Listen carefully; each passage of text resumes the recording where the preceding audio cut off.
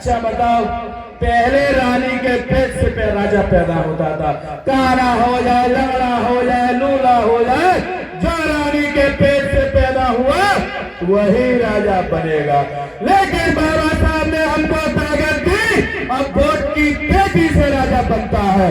इसमें गुर्जर बोलेंगे, झर्रू बोलेंगे, लेकिन जब उनको काम निकालना होगा तो बोलेंगे कहा ठाकुर साहब, कहा तुम जो जाट बन के चक्कर में पड़ रहे हो, तुम्हारा धर्म भ्रष्ट हो गया, तुम्हारी मछली खराब हो गई। तो हमारा एंटी न टन बोले तुम सही कह रहा है, हम जिनके चक्कर में तो पड़ रहे हम अलग हो गए।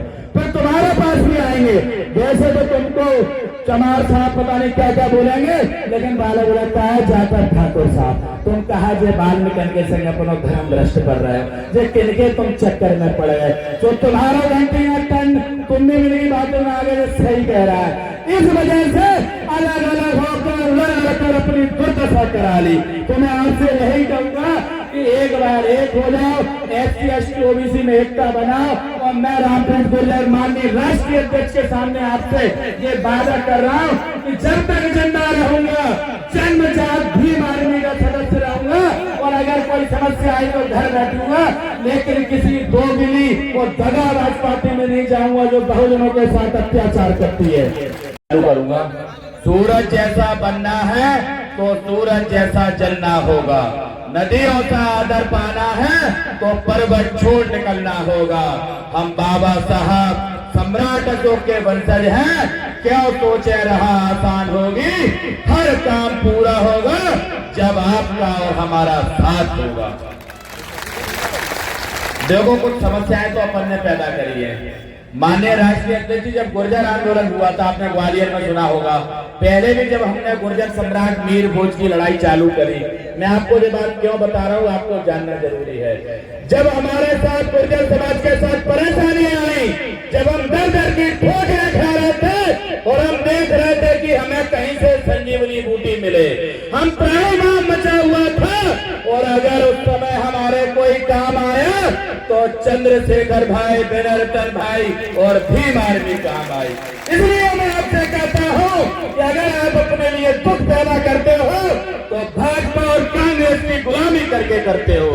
जो व्यक्ति आपके सामने रहता है पूरे भारतवर्ष के कोने कोने में जाकर इस बहुजनों की लड़ाई लड़ता है, चंद्रशेखर भाई अपने सीने में गोलियां खाते हैं और अपन जरा से लालच में बेचकर अपना वोट उनको दे देते हैं। तो कहीं न कहीं अपनी भी आदत बन गई है शोषण करवाने की, परेशानियां झेलने की, क्योंकि अगर परेशानियों से निदान पाना होगा तो उस देश में मैं आपको विश्वास दिलाता हूं कि नीली क्रांति में चंद्रशेखर भाई, बेनरतन भाई के अलावा अगर कोई तीसरा अवसर है तो आपकी मौत है।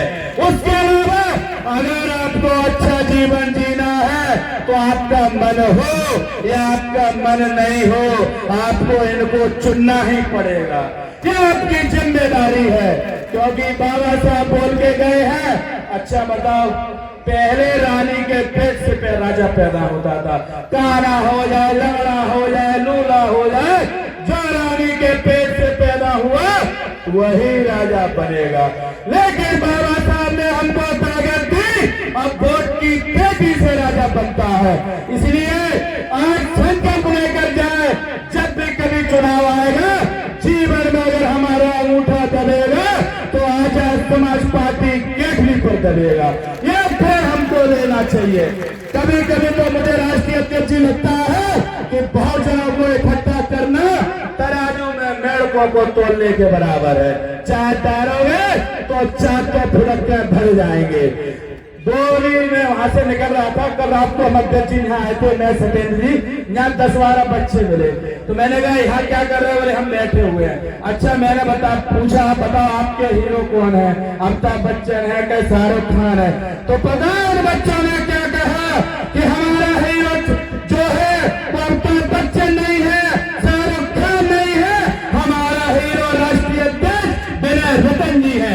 जब बच्चे इस बात को जानते हैं तो आपकी बुद्धि में क्या हो गया है, आपकी बुद्धि क्यों खराब हो गई है? तो मैं आपसे कहूंगा, थोड़ा बहुत मान सम्मान चाहते हो, स्वाभिमान चाहते हो, पब्लिक की इज्जत चाहते हो, तो और राष्ट्रीय अध्यक्ष जी की जो बात है वो मान जाओ, क्योंकि अगर बहादुरी की बात करूंगा तो अपने समाज से ज्यादा बहादुर कोई नहीं है।